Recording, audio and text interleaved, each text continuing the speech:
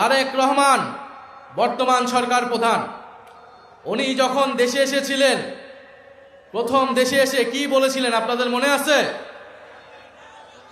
উনি এসে বলেছিলেন যে আই হ্যাভ এ প্ল্যান। ওনার কি আছে? একটা প্ল্যান আছে। তো এই প্ল্যান আপনারা 5 মাসে 6 মাসে দেখছেন? পুরা বাংলাদেশ কিন্তু তারেক রহমানের প্ল্যান দেখে ফেলেছে। তারা বলেছিল নির্বাচিত সরকার আসলেই দেশের সব সমস্যার সমাধান হবে, রাজনৈতিক সরকার আসলেই দেশের আইন শৃঙ্খলা ঠিক হয়ে যাবে, দেশের অর্থনীতি ঠিক হয়ে যাবে। কিন্তু আমরা দেখলাম নির্বাচিত সরকার আসার পরে দেশের আইন শৃঙ্খলার পরিবেশ আগের তুলনায় আরো বাজে হয়েছে। দেশের চাঁদাবাজি আগের তুলনায় আরো বেড়েছে, দেশের দুর্নীতি আগের তুলনায় আরো বেড়েছে। এখন তো মন্ত্রীদের ছেলেরাও নাকি দুর্নীতি করছে বিভিন্ন মন্ত্রণালয় থেকে।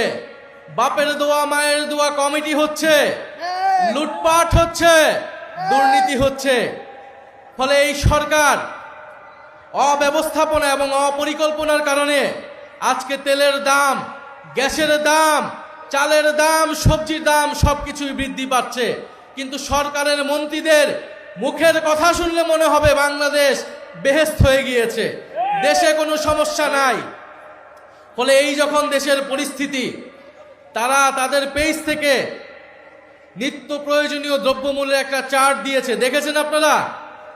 আমরা জানতে চাই এটা কোন বাজারের চার্ট, আমরা সেই বাজার থেকে বাজার করতে চাই। সবজির দাম কি বাড়ছে কমছে না বাড়ছে? ব্রয়লার মুরগির দাম কি কমছে না বাড়ছে? সব কিছুর দাম ঊর্ধ্বমুখী। অথচ বাজেট সেশনে তারা কি বলছিল যে এই বাজেট হওয়ার পরে কোনো কিছুর দাম নাকি বাড়ে নাই, কোনো কিছুর দাম নাকি বাড়বে না। এইরকম একের পর এক মিথ্যা কথা তারা বলে যাচ্ছে। সবচেয়ে বড় মিথ্যা কথাটা কি বলেছিল? নির্বাচনের সময় বলেছিল গণভোটে আপনারা হ্যাঁ ভোট দিন, জুলাই সনদ আপনারা বাস্তবায়ন করুন।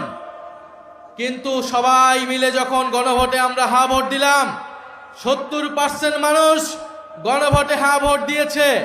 তারপরে তারা ক্ষমতায় গিয়ে সেই গণভোটে হ্যাঁ তারা বাস্তবায়ন করলো না। তারা সংবিধান সংশোধন কমিটির নামে জনগণের সাথে বিশ্বাসঘাতকতা করছে, প্রতারণা করেছে। ফলে এই সরকারকে আমরা একটা প্রতারক সরকার বলতে পারি, একটা বিশ্বাসঘাতক সরকার বলতে পারি। যারা এই দেশের জনগণের সাথে, জুলাই গণ অভ্যুত্থানের সাথে, হাজারো শহীদদের সাথে